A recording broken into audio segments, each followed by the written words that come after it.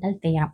Fundamental theorem எதில் இருக்குது அப்படின்னா 10th சிலபஸில் செகண்ட் யூனிட்டில் இருக்கிற கான்செப்ட் இது. இது ஜஸ்ட்டு ப்ரைம் நம்பர் வச்சுருக்கிற ஒரு கான்செப்ட் தான். இப்போ ஒரு நம்பரை வந்து ஒரு சின்ன ப்ராடக்டாக எழுதுறதுக்கு யூஸ் ஆகுறது தான் இந்த ஃபண்டமெண்டல் தியரம். நம்ம டேட்டாஸை வந்து சேவ் பண்ணுறதுக்கு, ஒரு டிஜிட்டுக்கு மேலே போச்சுன்னா சிம்பிளிஃபை பண்ணுறதுக்கு இந்த ப்ராடக்டை வந்து யூஸ் பண்ணிக்கலாம். இப்போ இந்த தியரமோட மீனிங் என்னென்னா, எவ்ரி பாசிட்டிவ் இன்டீஜர்ஸ்னால் integers numbers plus or minus எல்லா நம்பர்ஸும் வரும். அதில் ஒன்றை தவிர, ஒன்றுங்கிறது எய்தர் ப்ரைமாகவும் இருக்கும் காம்போசிட்டாகவும் இருக்கும். அதை வந்து கணக்கில் சேர்த்துக்க முடியாது. ஸோ எக்ஸப்ட் ஒன்னை தவிர exactly one way apart from rearrangement, நம்ம ரீஅரேஞ்ச் பண்ணுறப்ப ப்ராடக்டாக எழுதுகிறப்ப ஒரு as a product of one or more prime எழுதுகிறப்ப கண்டிப்பாக ஒரு நம்பர் இல்லைன்னா அதை விட அதிக நம்பர் வந்து ப்ரைமாக வரும் அப்படிங்கிறதா ஃபண்டமெண்டல் தியரம். இப்போ 8 எழுதுகிறோம் அப்படின்னா 4 × 2ன்னு எழுதுவோம். 2ங்கிறது ப்ரைம் நம்பர். ப்ரைம் நம்பர் அப்படின்னா என்ன? ஒரு நம்பர் அந்த நம்பரால் மட்டும்தான் டிவிசிபிள் ஆகிற நம்பர்ஸ் தான் ப்ரைம் நம்பர்ஸ். 3 prime number. 3 வந்து வேறு எந்த டேபிள்ஸ்லையும் வராது. 4 ப்ரைம் நம்பர் கிடையாது, ஏன்னா 2 டேபிள்ஸில் வரும். 5 ப்ரைம் நம்பர், 5 டேபிள்ஸில் மட்டும்தான் வரும். அதை தான் வந்து ப்ரைம் நம்பர்ஸ்ன்னு சொல்லுவோம். So product of 1 or 2 primes தான் வந்து ஃபண்டமெண்டல் தியரம்.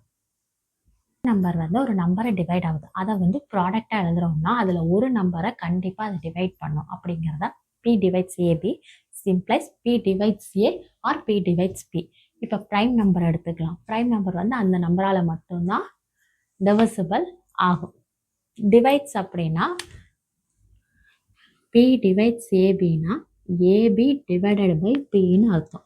இப்போ 6 வந்து Pயால் டிவைட் பண்ணுறோம் அப்படின்னா 2 × 3. ப்ரைம் நம்பர் வந்து 2 இருக்குதுன்னு வச்சுட்டோம்னா கண்டிப்பாக இது டிவைட்ஸ் பண்ணும். P divides A or P divides P. இதோட மீனிங் இதுதான். அடுத்தது என்னங்கிற காம்போசிட் நம்பரோ அதே மாதிரி n divides ABனா n ஏவை டிவைட் பண்ணும், இல்லைன்னா n டிவைட் பண்ணும். இது ஒரு கொராலரி பார்ட் மாதிரி. நெக்ஸ்ட் ப்ராப்ளம்ஸ் பார்க்கலாம். ஒரு ட்ரீ டயக்ராம் கொடுத்துட்டு எம்மும் என்னும் கண்டுபிடிக்க சொல்கிறாங்க. இது n, இது n. இதை எப்படி கண்டுபிடிக்கலாம் அப்படின்னா சிம்பிள். நம்ம இவ்வளோ நேரம் படித்தது என்ன? Product of primes. ஒரு நம்பரை ப்ராடக்ட் ஆஃப் ப்ரைமில் எழுதியிருக்கிறாங்க. இப்போ 5 × 2. 5 × 2வோட வேல்யூ 10. அந்த 10 தான் 5 × 2ன்னு பிரிச்சிருக்காங்க.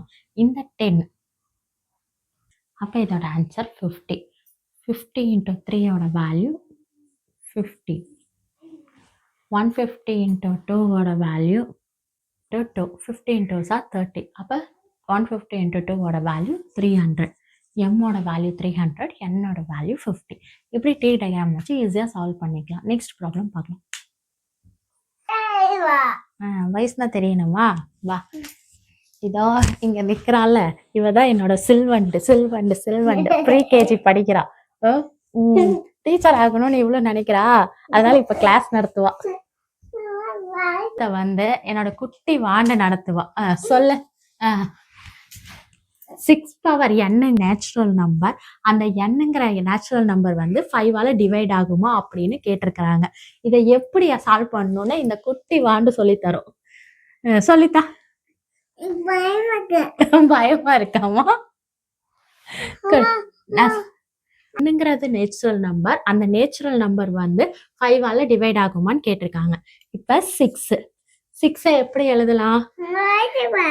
2 × 3ன்னு எழுதலாம். அவ எழுதுறாளாம். ஆமா, கரண்ட் வந்துச்சு. சாரி, n 6 வந்து 2 × 3ன்னு எழுதலாம். அப்ப 6 power n, 2 power n, 3 power n.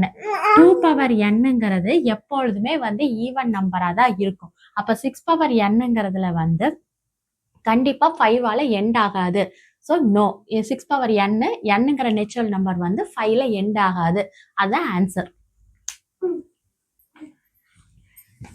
என்ன கண்டுபிடிக்கணும்னா ஏபி வந்து கண்டுபிடிக்க சொல்லியிருக்காங்க. 800 எப்படி எழுதலாம் அப்படின்னா 8 × 100ன்னு எழுதலாம். 8 × 100 வந்து 10 × 10ன்னு எழுதலாம். அப்போ 8 × 10 × 10 5 × 2 5 × 2ன்னு எழுதலாம். 8 வந்து 2 பவரில் எழுதணும்னா 2 2s are 4, 2s are 8. 2 power 3ன்னு எழுதலாம். இங்கே 2 பவர் இருக்கு, 2 பவர் 2, 1 + 1 2, 5 2. பவர்ஸ் பேஸ் சேமாக இருந்ததுன்னா பவர்ஸ் ஆட் பண்ணிக்கலாம். அப்போ 2^5 இன்ட்டு 5^2 பியோட வேல்யூ 5. ஸோ ஏபி வந்து கண்டுபிடிச்சிட்டோம். தேங்க்யூ ஃபார் வாட்சிங் this video. Subscribe it for more videos.